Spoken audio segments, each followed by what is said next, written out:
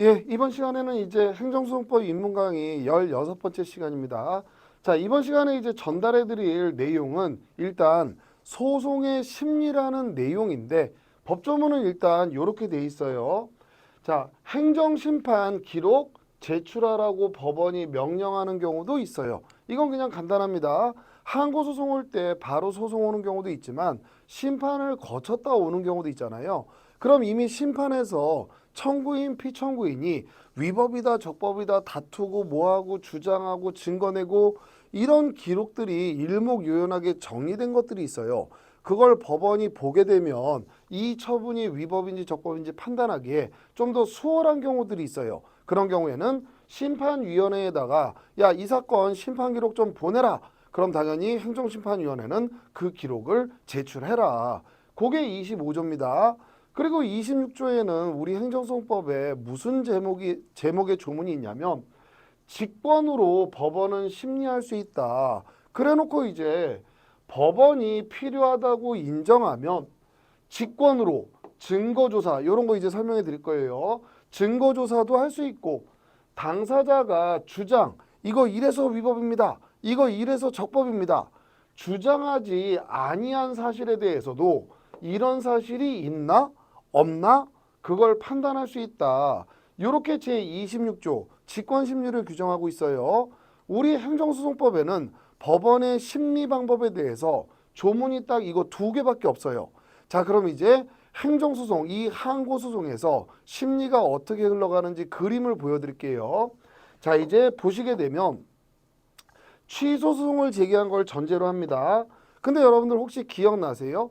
지금 우리가 배우는 건 행정소송법인데 이 법에 혹시 규정이 없으면 8조 2항에 민사소송법 요걸 준용해라.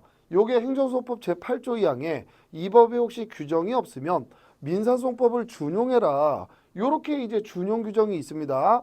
그럼 처음으로 법원의 심리, 소송이 제기됐을 때 법원의 심리, 그럼 심리가 도대체 뭐 하는 거냐? 지금 갑이라는 사람한테 행정청이 과징금 부과 처분을 했어요. 그러니까 갑이 이 과징금 부과 처분은 위법이다. 소송을 제기한 겁니다. 근데 법에 이 과징금 부과 처분이 부과되려면 먼저 갑이라는 애가 을이라는 사업자와 부당하게 가격 담합을 했어야 돼요. 부당하게 법을 위반하는데 이 사건에서는 부당하게 가격을 담합해서 이 위반 사실이 있어야 과징금 부과 처분이 부과될 수 있는 거예요. 근데 갑이라는 애는 법관님 저는 담합을 한 적이 없습니다. 그러니까 이 처분은 위법합니다. 이러면서 이제 소송을 제기하는 거예요. 그럼 피고행정청은 아닙니다. 법관님 얘 거짓말하고 있는 거예요. 얘 부당하게 담합한 사실이 있습니다. 그럼 법원의 심리는 뭘 얘기하는 거냐?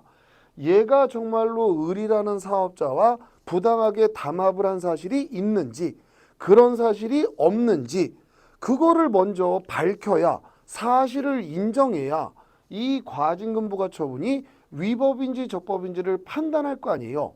이게 결국 법원이 이 과징금 부과 처분이 위법인지 적법인지를 판단하기 위해서 실제 사실관계에서 부당하게 담합한 사실이 있나 없나 이런 것들을 확정해야 되는 거예요. 이걸 소송의 심리라고 얘기를 하는 겁니다.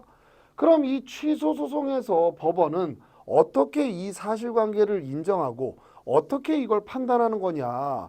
두 가지 대원칙이 있어요. 첫 번째 원칙은 변론주의 방식이에요. 그럼 변론주의 방식은 뭐냐. 법관은 일단 제3자적 지위에서 양쪽이 열심히 주장하고 얘기하면 그걸 다 들어본 다음에 아, 얘 말이 맞네. 아, 얘 말이 맞네. 위법하네. 적법하네. 이렇게 판단하는 방식이 변론주의 방식. 또 다른 방식은 직권탐지, 직권심리주의라는 방식으로 얘기를 하는데 이건 뭐냐? 야, 너희들 얘기 안 해도 돼. 야, 너희들 얘기 안 해도 돼. 우리가 너희들 사이에 어떤 사실관계가 있었는지를 탐정처럼 전부 찾아다녀 볼게. 한번 실제로 다 조사해보고 밝혀서 판결을 내려줄게. 이게 심리의 직권심리라는 방식이에요. 근데 요 과징금 부과 처분이 1월 1일자에 나갔는데 이 소송이 예를 들어서 한 4월 1일자에 지금 진행되고 있다라고 볼게요. 그럼 이것만 해도 벌써 한 120일이 지난 겁니다. 근데 법관이 무슨 여러분들 타임머신을 타고 1월 1일자로 가가지고 얘네들이 어디에서 어느 횟집에서 만나서 무슨 얘기를 했나? 이런 걸 탐지한다는 거, 탐정처럼 수집한다라는 건 이건 현실적으로 불가능해요. 그러다 보니까 전 세계 어느 국가나 소송의 심리 방식은 변론주의를 채택하고 있어요. 그러니까 이 변론주의를 채택해야 법관은 양 당사자가 법관님 이 처분은 이러이러해서 위법합니다. 자기한테 유리한 사실을 열심히 주장하고 말만 한다고 믿는 거 아니에요. 그 사실을 뒷받침할 증거를 싸그리 수집해서 내는 겁니다. 그럼 이제 법관 책상 앞에 얘한테 유리한 주장 증거, 얘한테 유리한 주장 증거, 이게 산더미처럼 쌓여요. 그럼 그거를 다 검토해보고 판단을 내려야 정말 제대로 된 정당한 판결이 나오더라는 거예요. 이걸 역사적으로 경험한 겁니다. 그러니까 우리 대한민국도 취소소송에서도 소송심리의 대원칙은 변론주의가 대원칙이에요. 근데 이게 원칙이라는 건 우리 행정소송법에는 언급이 없어요. 그러면 우리는 왜 이거를 대원칙이라고 얘기할 수 있느냐? 행정소송법 자체에는 이 규정이 없지만 이 법의 규정이 없으면 민사소송법을 준용한단 말이에요. 그럼 취소소송이든 민사소송이든 소송이라는 점에선 동일하기 때문에 이 민사소송에서도 변론주의를 채택해야 제대로 된 판결이 나가듯이 항고소송에서도 변론주의를 채택해야 제대로 된 판결이 나간다는 건 너무나 당연한 이치라는 거예요. 그러니까 이 8조 2항에 의해서 변론주의를 갖다 쓰게 되는 겁니다. 그러면 변론주의가 대원칙인데 왜 행정소송법에는 26조 이거를 규정해 놨느냐? 이건 특별 규정이기 때문에 별도로 만들어 놓은 거예요. 그럼 이건 왜 만들었느냐? 지금 갑이라는 애가 이 과징금부가 처분이 위법하다고 소송을 제기했는데 요 법원의 역할은 요 원고 구제하는 역할도 있지만 객관적으로 이 처분이 위법인지 적법인지도 통제해야 되는 역할을 해야 된단 말이에요. 이게 행정소송의 공익입니다. 그럼 이 법원이 막 심리를 하는데 원고는 당연히 이 처분 위법합니다. 위법이 되는 사실을 열심히 입증해야 돼요. 피고는 이 처분이 적법합니다. 그 사실을 열심히 입증해야 됩니다. 근데 이 국민은 법적 지식이 부족해요. 그러니까 이 처분이 이러이러해서 위법합니다. 이걸 제대로 잘 주장하고 그거에 딱 들어맞는 증거 이걸 딱 내면 이길 수 있는데 소송 수행을 잘 못하더라는 거예요. 법정에 들어오니까 막 떨면서 말을 제대로 못해요. 근데 법원이 이 처분 위법해 보이는데 이런 의심이 생기는 경우들이 있더라는 거예요. 그럼 그런 경우에 그냥 넘어갈 거냐? 얘가 제대로 증거 제출 못하니까 그냥 기각시키고 끝내는 게 맞는 거냐? 그건 문제가 있더라는 거예요. 그러니까 우리 국회가 법 제26조에다가 야, 항고법원아 너희들 원칙은 변론주의로 진행하지만 예외적으로 당사자가 법적 지식이 부족해서 제대로 증거 제출 못하더라도 이 처분이 위법하다라는 의심스러운 사정이 있으면 그때는 직권을 발동해서라도 그 처분이 위법인지 적법인지를 판단해라. 이렇게 만든 특별규정이 제26조의 직권심리 규정이에요. 소송의 대원칙은 변론주의입니다. 이것 때문에 26조 때문에 이 원칙이 바뀌는 건 아니에요. 원칙은 변론주의로 쭉 진행을 하는데 혹시라도 처분이 위법이라는 사실이 의심스러울 때 원고가 제대로 주장 못해요. 그때 그냥 넘어가지 말고 꼼꼼하게 직권을 발동해서 심리해봐라. 그렇게 만든 게 26조의 직권심리라는 규정이에요. 자, 그럼 이제 변론주의가 채택이 되니까 원칙이 변론주의에 따르게 되면 어떻게 소송이 진행되는 거냐. 일단 변론주의 원칙하에서 등장하는 내용이 주장 책임이란 내용이 등장을 해요. 그리고 입증 책임이란 내용이 등장합니다. 자, 그럼 이건 뭘 얘기하는 거냐? 간략하게 원고 입장에서 설명을 드릴게요. 요 과징금 부과 처분이 위법해지려면 갑은 을이라는 사업자와 부당하게 담합을 한 사실이 없어야 돼요. 부당하게 담합을 한 사실이 없다면, 없다면 이 과징금부가 처분은 위법해집니다. 그럼 법관님, 저는 을을 만난 적도 없어요. 얘하고 무슨 가격에 대한 담합을 한 사실도 없어요. 이 사실은 누구한테 유리한 사실이에요? 요 사실이 인정되면 처분은 위법해지기 때문에 이 사실은 원고한테 유리한 사실입니다. 그러면 자기한테 유리한 사실을 주장하게 맡겨야 열심히 주장할 거 아니에요. 그럼 갑은 자기한테 유리한 사실, 처분을 위법하게 만드는 사실, 그 사실을 열심히 주장하라는 거예요. 그럼 왜 뒤에 책임이 붙느냐? 주장해야 됩니다. 근데 만약에 주장을 안 해요. 그럼 결국 법관이 얘 머릿속을 알 수가 없잖아요. 먼저 주장해라. 만약에 너한테 유리한 사실을 주장 안 하면 그 사실은 인정 안 할 거야. 그럼 너한테 불리한 판결이 나가는 거야. 그게 바로 주장 책임이에요. 네가 주장하지 않은 책임이 발생한다. 불리한 판결이 나간다. 이게 주장 책임입니다. 그럼 입증 책임은 뭐냐? 얘가 주장했어요. 다행히 주장은 했습니다. 법관님, 저는 을을 만난 사실도 없습니다. 담합을 한 사실이 없어요. 주장은 했어요. 근데 말만 한다고 법관이 믿는 게 아니란 말이에요. 그럼 네가 주장한 사실이 있다라는 걸 객관적 증거에 의해서 밝혀라. 확신을 줘라. 그게 바로 입증이라는 개념이에요. 그럼 이제 입증을 어떻게 하느냐? 여러분들 증인 얘기 많이 들어보셨죠?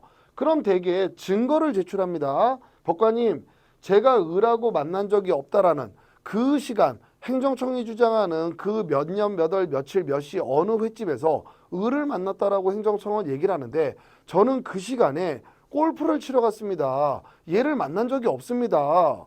그때 저랑 같이 골프를 친 증인을 증거로 제출합니다. 또는 그 시간에 자기는 KTX에 열차에 탑승하고 있었습니다. 비행기, 항공기 내에 있었습니다. 그 증거 서류들 이거를 제출해요. 그럼 이제 법원이 요 증인을 불러서 신문해 봅니다. 그때 이 사람하고 골프 친 거 사실 맞나요? 아니 맞습니다. 저랑 같이 골프 쳤습니다. 요 비행기에 탑승했다라는 티켓, 그럼 항공사에 전화를 해봐요. 이 사람이 그 당시에 그 항공기 내에 탑승하고 있었던 게 사실입니까? 예, 맞습니다. 이게 증거 조사를 하는 거예요. 어떤 사실이 있었는지 없었는지 증거를 통해서 그 사실관계를 확정하는 거. 이게 증거조사입니다. 이렇게 입증을 하라는 거예요. 그러면 입증이 됐어요. 얘는 그 당시에 을을 만난 적이 없어요. 그럼 당연히 얘한테 유리한 판결이 나가는 거예요. 근데 또 뒤에 책임이 붙죠. 얘가 주장만 하고 입증은 못했어요. 아무런 증거 제출도 못했어요. 그럼 결국 얘는 말뿐이에요. 결국 법원의 입장에서는 거짓말만 늘어났네. 증거도 없잖아. 그럼 결국 얘한테 불리한 판결이 나가게 된다는 겁니다. 그래서 이 경우에도 뒤에 책임이라는 게 붙어요. 자, 그럼 이제 주장 책임은 뭐냐? 너한테 유리한 사실을 먼저 주장해라. 주장 안 하면 그 사실은 없는 거야. 그럼 너 불리한 판결 받고 끝나. 이게 변론주의하에서의 주장 책임. 그럼 입증 책임은 뭐냐? 너한테 유리한 사실을 먼저 주장해라. 그럼 이제 그 사실이 있는지 우리가 판단해 주려고 준비는 할게. 근데 말만 한다고 믿지는 않는다. 증거 가지고 와라. 증거를 가지고 우리한테 확신을 줘라. 근데 만약에 네가 입증을 하면 너한테 유리한 판결이 나가겠지만 거꾸로 입증 못하면 결국 그 사실은 없는 거기 때문에 말뿐인 거기 때문에 너한테 불리한 판결이 나간다. 책임을 지게 될 거야. 이게 바로 입증 책임이라는 개념이에요. 자, 그러면 요 변론주의하에서 원고는 어떤 사실을 열심히 주장하고 입증해야 되는 거예요? 원고한테 유리한 건 처분을 위법하게 만드는 사실이기 때문에 원고는 처분이 위법하다는 사실을 열심히 주장하고 그 사실에 대해서 입증을 해야 됩니다. 그럼 반대로 피고는 그 처분이 적법하다라는 사실을 열심히 주장하고 그 사실이 있다라는 걸 입증을 해야 된다라는 거예요. 이게 바로 취소 소송에서의 심리 방법으로서 여기에서도 변론주의가 대원칙이지만 처분의 객관적인 적법성도 통제해야 되는 역할을 하기 때문에 예외적으로 26조를 통해서 직권으로 심리 발동하는 경우도 있을 수 있다. 요게 바로 취소소송의 심리에 관한 내용이에요. 여기에 등장하는 내용들이 전부 민사소송법에 있는 겁니다. 8조 2항에 의해서 갖다 쓰는 거예요.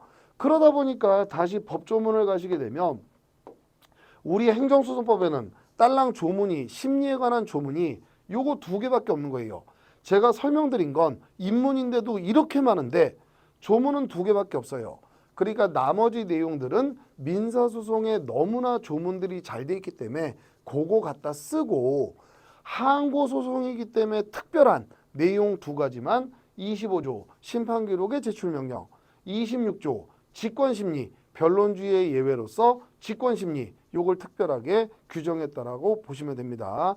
자, 이번 시간 이제 통해서 인문 강의도 벌써 16번째 시간이 지나가게 되고 인문 강의가 이제 몇 회 이제 남지 않았는데 요거 굉장히 이제 짧게 여러분들 포인트만 전달해 드리니까 이동하시는 시간이라든지 뭐 식사하는 시간이라든지 혼자서 이랬을 때 이 영상 잘 이용하시고 본 강의로 들어오시게 되면 다른 분들보다 훨씬 앞선 위치에서 행정소송법을 시작하실 수 있습니다. 자, 이번 시간 여기서 마치고 저는 또 다음 시간에 뵙도록 하겠습니다. 고생하셨습니다.